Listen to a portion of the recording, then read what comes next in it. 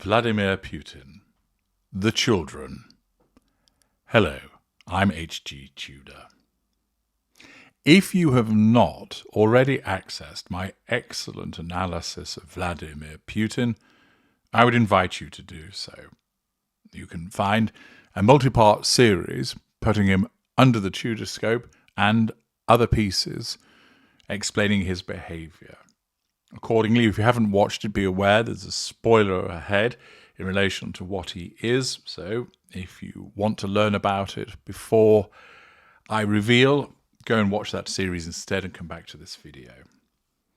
For those of you who've already watched that video and have been furnished with my excellent knowledge, you'll be aware that Putin is a lower greater somatic. That means he's aware of what he is. That doesn't mean that he refers to himself as a lower greater. That, of course, is my lexicon.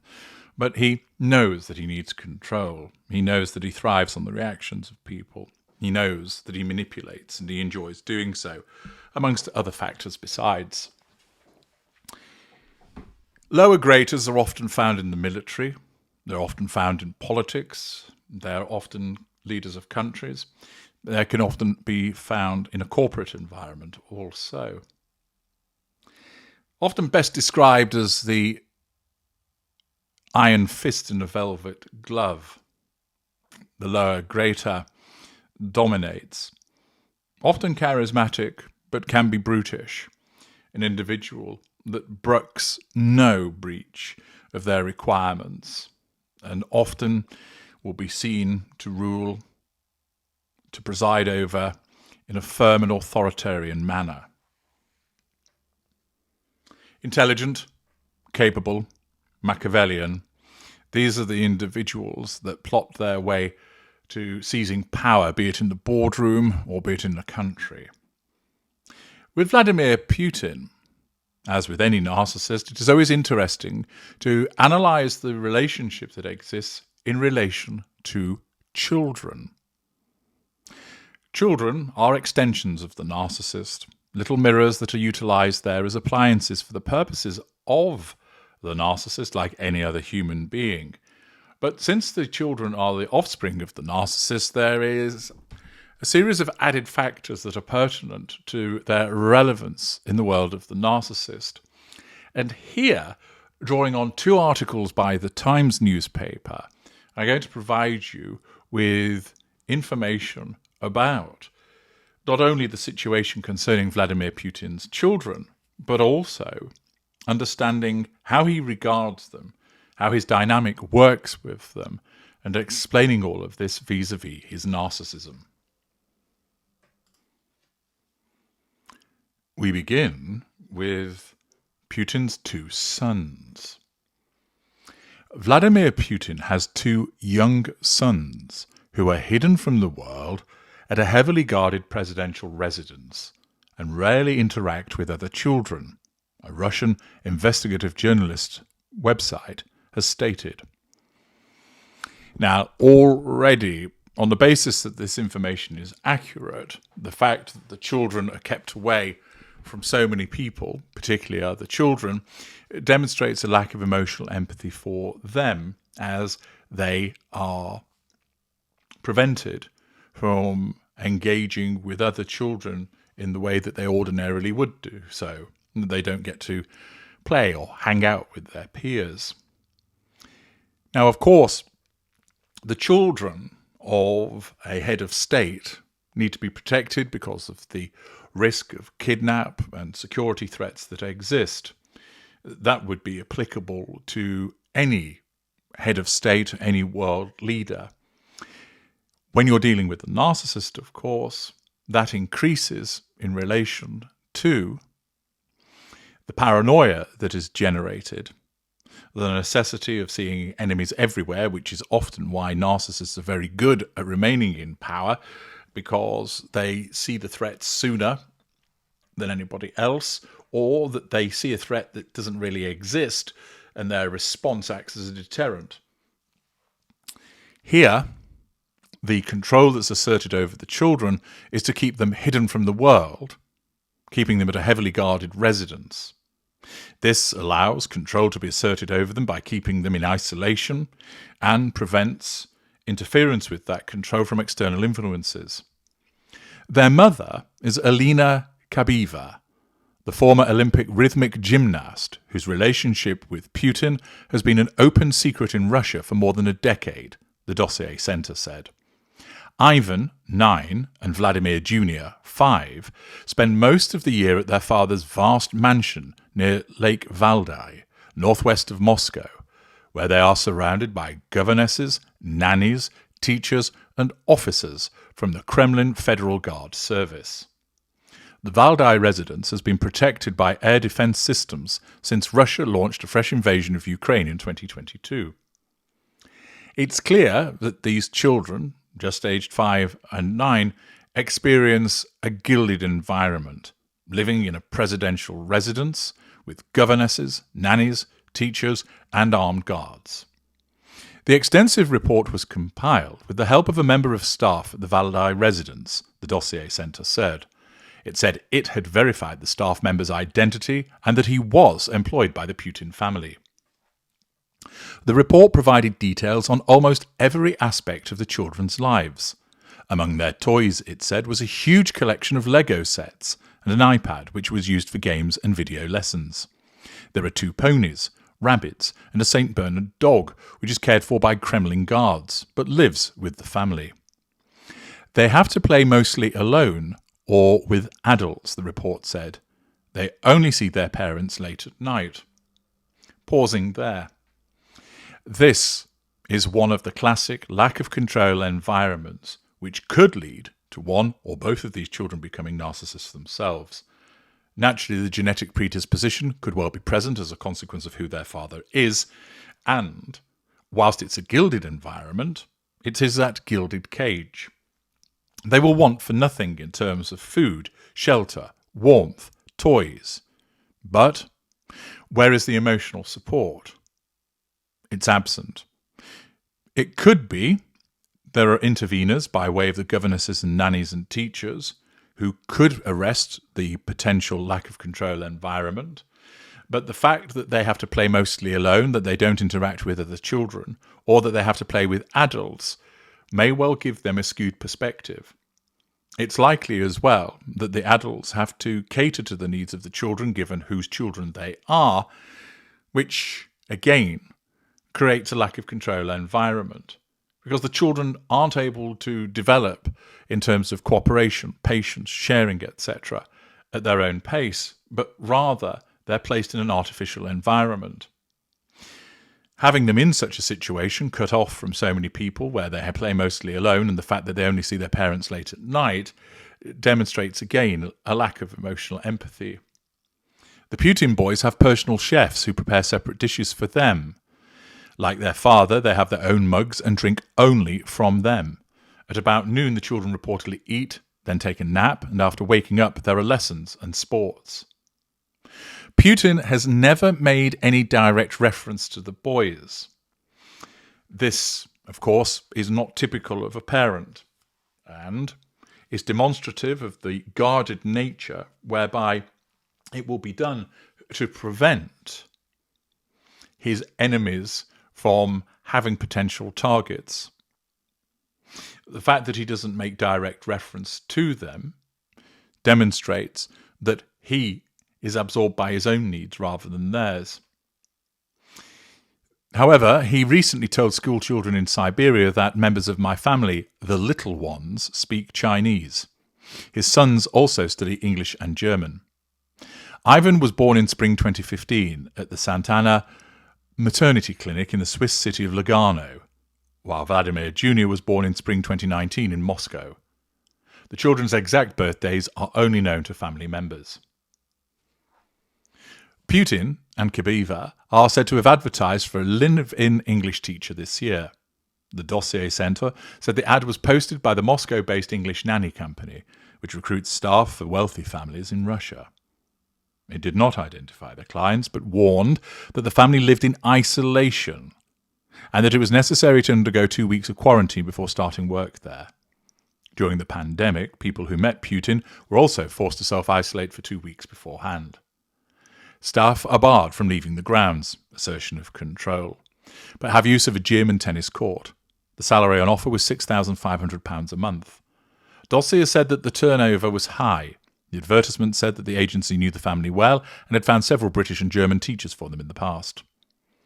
Although they have had staff from Britain and New Zealand in the past, Putin is now said to prefer people from countries friendly to Russia, such as South Africa.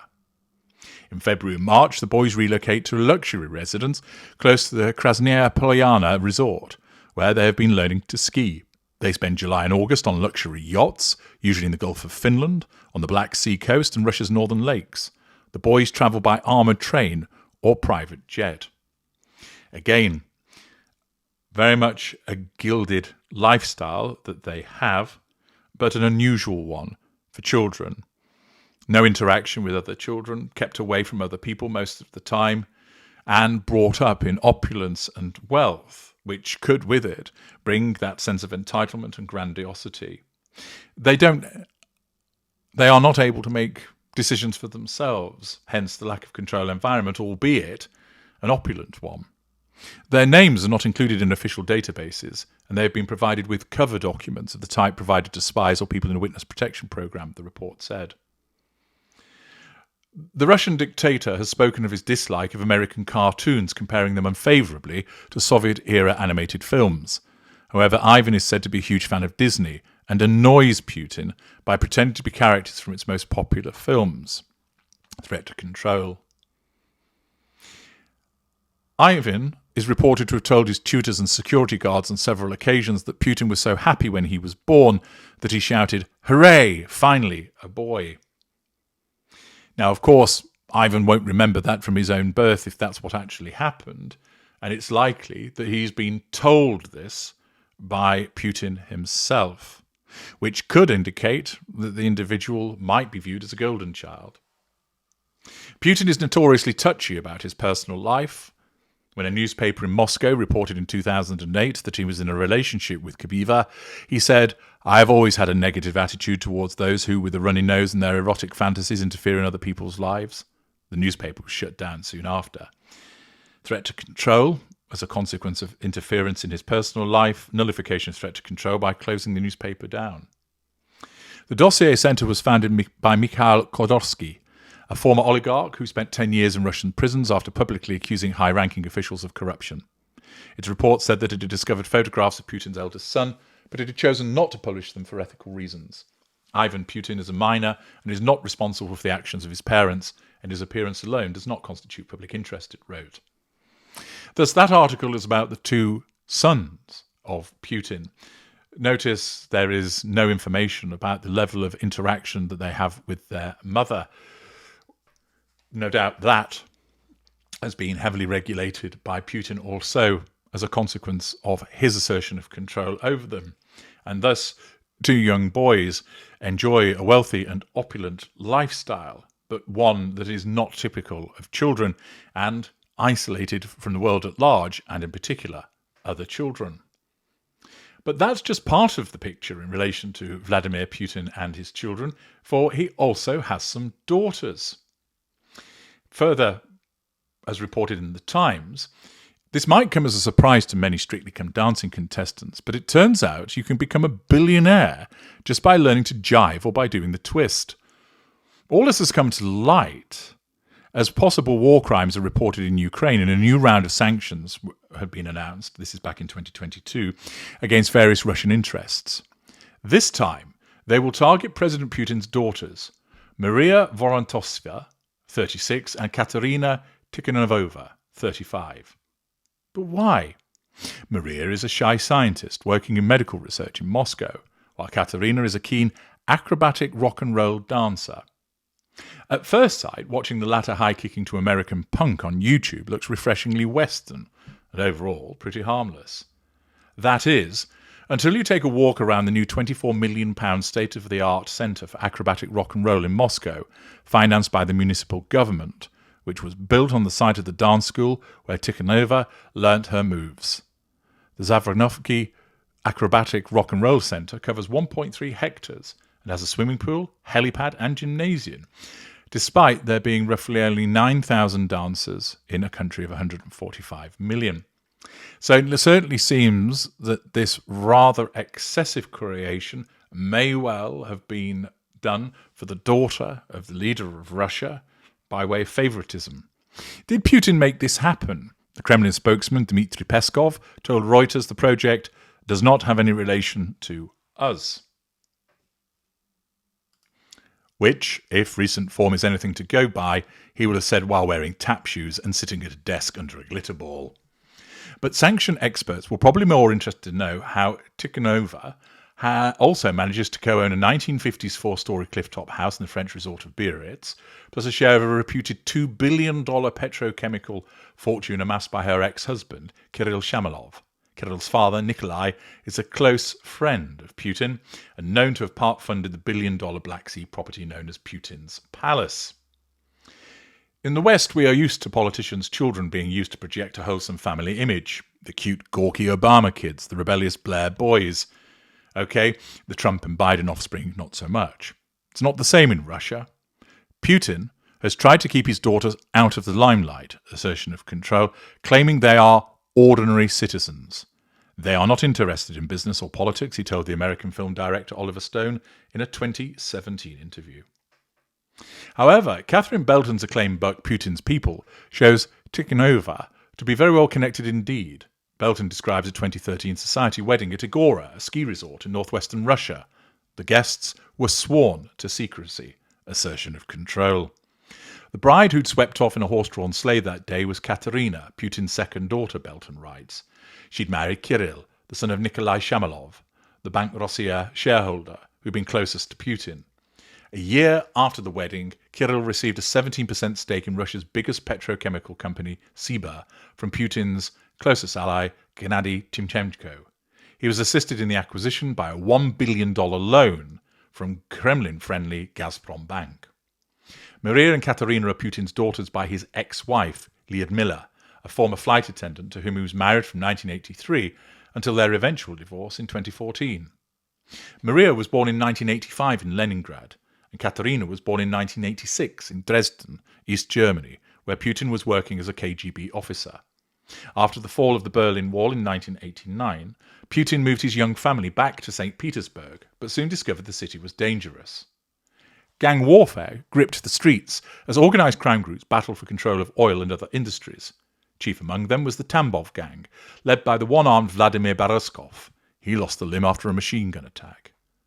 According to Mark Galeotti's book, The Vori, Russia's Super Mafia, Putin, by now deputy mayor, turned a blind eye to organised crime while his daughters returned to Germany and were placed in the care of the Putin associate and former KGB officer Matthias Warnig, which again is a demonstration of the assertion of control, whereby he dictates where his daughters go to and how they're to be protected.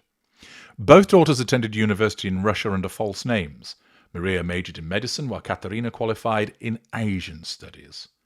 These days, Maria is an endocrinologist with an expertise in dwarfism. Meanwhile, Katerina, who went on to study physics and mathematics, is the director of Innopractica, a $1.7 billion science centre at Moscow State University. That knowledge of rock and roll dancing isn't going to waste, though. In 2019, she became a member of the Council for the Development of Physical Culture and Mass Sports under the government of the Russian Federation.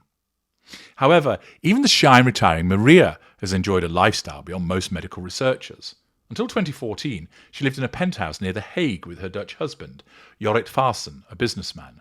However, when pro-Russian separatists shot down Malaysian flight MH17, killing 298 mostly Dutch passengers and crew, the pair were hounded out of the country and settled in Moscow, where Farsen worked for the Russian energy company Gazprom. Beyond his day job, Farsen seems to have enjoyed extraordinary patronage, exemplified by an extraordinary road rage incident in 2010. Driving through Moscow, Farsen got into a dispute with a banker called Matvei Yurin. After a heated exchange, Yurin ordered his bodyguards to beat up Farsen, not knowing the victim was Putin's son-in-law. Within half an hour of the assault, Yurin and his security team were arrested. The banker was jailed for 8 years, and all 6 banks in which he had an interest were declared bankrupt, demonstrating the power and the reach of the lower greater and the way that the assault on his son-in-law would be viewed as an assault upon him. the son-in-law seen as an extension of him, and evidently such an attack could not be countenanced, and therefore was seen as a threat to control and was nullified in the strongest terms. And then there is Putin's rumoured 18-year-old love child. Luisa Rozova bears an uncanny resemblance to the president, and she has acknowledged they share that oddly impassive, slightly pouty look, telling Russian GQ she probably looks similar to a young Putin. Rozova, a student in St. Petersburg, is a DJ, runs a fashion label, and until recently was something of an Instagram star. That is, until those outraged by the invasion of Ukraine began asking her difficult questions. For example, are you sitting in the bunker like a rat? Those mulling over sanctions will surely take an interest in Rozova's mother, Svetlana Kronovkich, a former cleaner and friend of Putin who's gone on to an astonishing career in banking.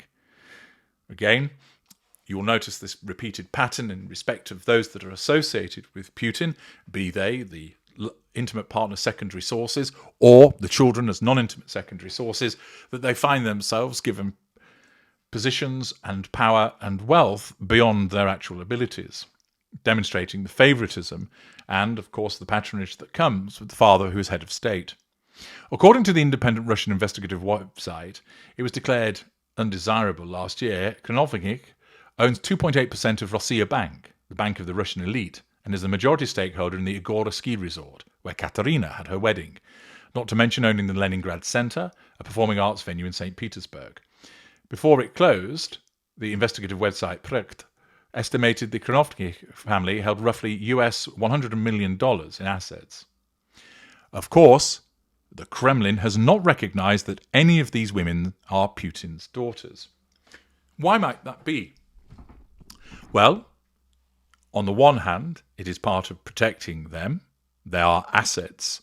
And by not recognizing them, whilst that shows a lack of accountability towards them and also an absence of emotional empathy, it's done as part of the overall maintenance of control over both them and people at large by claiming that there is no connection, by not recognizing them.